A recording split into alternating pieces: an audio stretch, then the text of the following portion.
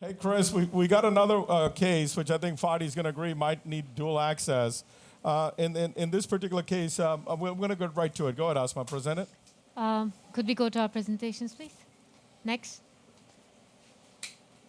Next. See the calcium circumferential 360-degree calcium. Small pinch, dear. Okay. So this is a 77-year-old female with a past wait, medical don't- history don't- of don't do it. diabetes, I think I'm in. hypertension, I think I'm in. hyperlipidemia, varicose veins, prior Just history of inject CAD, Sure, who presents to us with a non-healing ulcer of the left big toe. And she's on usual, medications for goal-directed medical therapy, aspirin, Plavix, Lipitor, Coregonazinopril, and has bilaterally decreased save that, ABIs, please? as you can see. Off roadmap? Left is worse, is 0.47. So I'll defer to So Kiki again, now. another lady, it's almost the exact same case, except the anatomy is quite different. I'm going to need your help, guys, to run the machine. Scene minus, I'm not good with this. So we're going to show you the anatomy here. So this is a lady who has no inflow disease. Play it. She has no inflow disease. She has a traumatic from walking barefoot actually right in the forefoot. She had dropped something, and she will see she has a huge DP that comes up. And next picture. Actually, scene minus. So there's no SFA disease. You can see here the popliteal, we don't need it. The popliteal artery is okay. The perineal is the size of probably, I don't know, her left main. And then go next, please. You can see here the anterior tibial artery is occluded. And interestingly, distally, you get this collateralization, and it's this curly Q that forms. I don't think they took a good picture of it. Go plus, please. So what we decided to do, again, for the panel, we really believe in going up and over and using a lot of support catheters that we learned in our coronary experience. So we went ahead with in this case, the same teleport catheter, and I went with a fielder wire, and I got stuck at this spot. Next, please. So then you see I have my, here we use what's called as a guidezilla, not a guide, yeah, we use a guidezilla, right? guidezilla. Not a guide liner. It's a softer tip, so if you have to track it into the perineal, you can. We generally put these into left mains and RCAs without a problem. So you can see I'm actually tracking this guidezilla all the way down into this. At this stage, what happened was my wire made this weird turn, and as Dr. Saab was talking about, you have to kind of understand which way the SFA goes. I mean, the anterior tibial goes. Forgive me. And so therefore, I felt that I was a little uncomfortable. Although at this level, I knew that there was a complex collateralization that occurred to form this distal anterior tibial. Next. So at this stage, we went ahead and redirected the wire and switched out to a 014 stiff Confianza Pro wire. Next, please. And then what I did was we took a picture to see what was going on. So at this level, you could see we're not quite, we look pretty good, but not really that good. Next. And over here, we're definitely not good. As you can see, we're well outside the vessel. And I have no problem with these small wire perfs. We work on angiomax mostly, and with these wire perfs in the coronaries, we know that they won't cause tamponade. So, and our experience has been that small wire perfs in this area that we have no problem with bivalrudin. So at this stage, we went ahead, and then again, now we redirected that wire, and you can see here, it looks like we're on top of the vessel. She's a mover and a shaker. And then at this stage, we pulled out the wire, and we injected to find the blunt stump. No, it's the next one. Yeah. To find the blunt stump of the occlusion. You see this? And you see the collateral flash up, guys? That was the problem. They failed on the outside because the collateral, they kept getting into this lateral collateral on the that's towards the tibia, and they were not able to connect into the real dorsalis pedis. So at this stage, we switched out to a what is it called? Ashtato 20, which is another coronary wire, which has a very, very torqueable and very good tip. And we were able to pierce that particular one into that complex network of collaterals. Next, please. And then we fluorosaved this. As you can see, the wire popped right in and went down. So at this stage, we were able to not avoid pedal access because it was her only flow in the foot. And then we went ahead and now are tracking this. Hopefully this thing goes. Are tracking our Corsair catheter or our teleport catheter all the way down. Oh boy, Let me fix rail guys. Yes. Nope. You could course it again. There it goes. There it goes. Oh, okay. My wire is Let me going push the wire in. So I guess the question here is, what would you guys do for therapy here? It looked pretty calcified, didn't it? What did you think about the degree of calcium? At least, maybe it was the look that you were showing us earlier, but did you think there was much calcium in the anterior tibial at the point of the occlusion? Chris, 100% there is, and that's one of the reasons why we're having a hell of a time advancing this teleport catheter, because I think this area right here is a complex collateralization of vessels. There you go. Finally, my God, I feel like I don't know. I don't want to describe what I'm feeling right now, but so the wire is in some little. Okay, now take out this wire and let's take a picture. So we're definitely in the vessel. So yeah, I think with that calcium, the question is, can we do laser? And obviously we have Giancarlo here. I hope we do at least. Which get his thoughts on what he thinks we should do with this. So Giancarlo's on his way to the airport, but he's with you in spirit. So you have Jose Wiley and George Croissant and Fadi Saab and myself, Fadi. and we think you should be feeling good though, because even though you described some tough feelings there, number one, you should feel good. You're right in the lumen, and we're happy with you. Even though you've got a mover and a shaker, you got through this. Field of wire. But do you guys see this? She has some osteal dorsalis pedis or disease there, right there in that spot. Yeah. So PK, this might be a good one to IVUS for a couple of reasons. Number one, you already saw that the perineal is huge. Right. You've got this anterior tibial that occludes, but then the dorsalis pedis comes back, and it's also really large. So you wonder that if you get it open, are you really going to know what size it is? Because this thing has been closed, so you may inadvertently undersize something. So I think you could see the pattern of calcification, and you could truly get the size of the vessel, and that may help you decide on what adjunctive therapy you want to use. I like that idea too. But go ahead. Go ahead.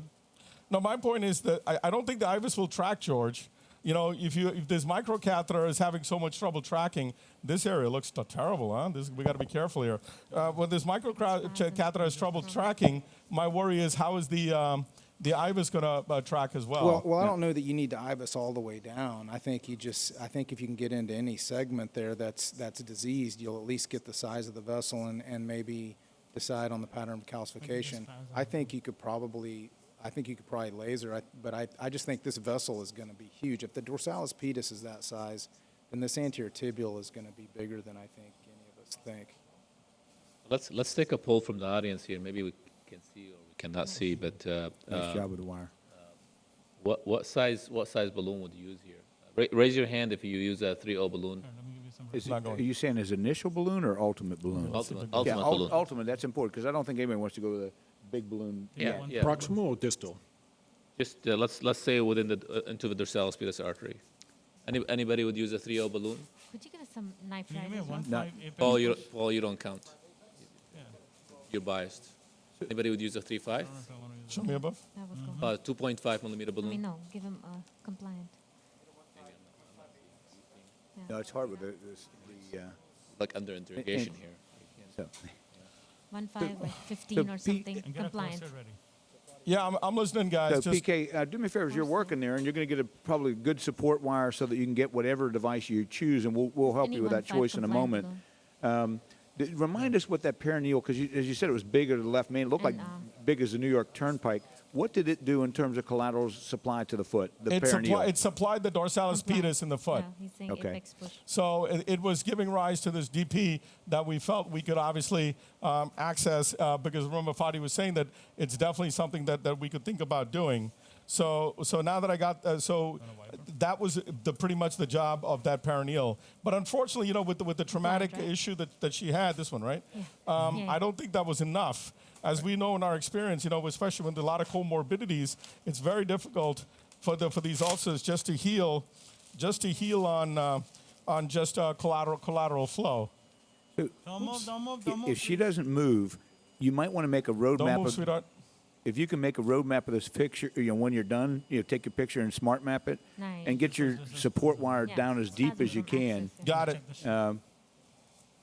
And then what are you thinking? You're going to need something to help you track. It's either going to be a low-profile balloon, or your laser 0.9 idea to make a track. What are you thinking, PK? You know, I'm going to obviously do this probably Spotter mostly cord, please. You offline have no because it looks spotter like we're cord? going to run a little short on time. What my plan is going to be is right now we're going to do a 0.9 laser very Just quickly drop while it. we have you, or if you got to give a lecture, we'll just put you on the side, have it. We never put had me on the side. I mean, and then we're going to go ahead need with a low profile coronary balloon, maybe a 2.0 or 2.5 long. Really balloon this area nicely, also have a and then go 1.5 ahead 12. and then treat with a final balloon angioplasty with a tapered balloon. That's kind of my plan right now. I love it. So let's do this, PK. We've got one more lecture so that you can set the laser up in peace. We know your plan. So let's do that. We'll get our last lecture in, then we'll end with you coming back. Is that okay? That's perfect. All right. Okay, so I'll show you now, Chris. So we were able to do a 0.9 laser all the way into the foot. There's your foot shot. Then we did a 0.9 laser, which I guess they didn't save. So it's right there on DSA somewhere. So and then we went with this is first a 2.5 coronary balloon, and then we did a 3.0, 3.5, 2.10 a prolonged balloon inflation. And next, and then this is our shot after the 3.0, 2.5, 2.10. Now, I think there's a little bit of a collateral perf there. You can see on the side. You see it right there? So, Yeah. that's Minor. something I'm going to have to watch that a little bit and make sure there's no issues. But at this stage, she's very comfortable. And I'm going to show you the foot. And then we haven't ballooned into that foot yet because I wanted to kind of understand. I'm like Fadi. Don't move your leg, Maureen, please. I'm like Fadi where we really oversize our balloons quite a bit. And I think that was a lot of spasm because it looks a lot better right now. What do you guys think? Beautiful result, PK. Very, very nice. Yeah. Would you guys be worried about that little, because, it's the anterior compartment. We always teach our fellows with the anterior compartment, you have to worry regarding the compartment syndrome because of the anterior tibial. How do you manage these kind of wire perfs? Because we normally not turn off the angiomax, guys. We normally just turn off the angiomax and watch with maybe a small balloon tamponade and see how long it takes. Is there anything you guys ever coil this, or when do you decide to do it? So I typically would place an external blood pressure cuff and inflate it to 2/3 of the blood pressure that you're getting at the tip of your sheath. Got it. And one thing that I think is advantageous to us, we have an ultrasound tech, so we actually evaluate the site under ultrasound immediately. Yeah. And to look at, we measure the amount of hypoechogenic space that's collected, and we compare it. So this way, we compare it in 5 minutes intervals. That's a great idea. And as you pointed out, typically, generally speaking, knock on wood, these usually actually self-tamponade, and you'll be Should okay. be okay. Well, that's great. I think we're done here. I mean, we're just going to touch it up. Last question, because I have you guys, and I can pick some of the greatest minds in endovascular. Would you touch that distal dorsalis pedis or the ostial dorsalis pedis where we had the spasm, or just leave it for now and see with this? I'd leave it. I think I would leave it as well. pretty You good got to such me. a nice result there. You're going to help this lady. You can always come back later.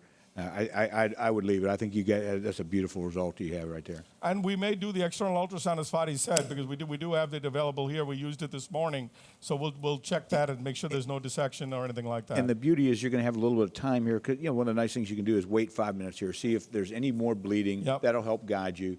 Take one more picture after nitro. If it still looks good, looks this good, I would smile and call that a huge victory. Well, thank you guys, and I think we're done here for now. And thanks for putting up with us and these live cases. Thank you. Great. Well, Great PK, case. before we leave you, listen, to your team, and on behalf of all the faculty, the people that are still staying here, these have been tremendous cases. You took on tough cases, meeting a theme, got them done on time. So thanks a million to the team that you have there, and congratulations. Amazing This work. was fantastic work. Thank you all again, very guys. much. Thank you.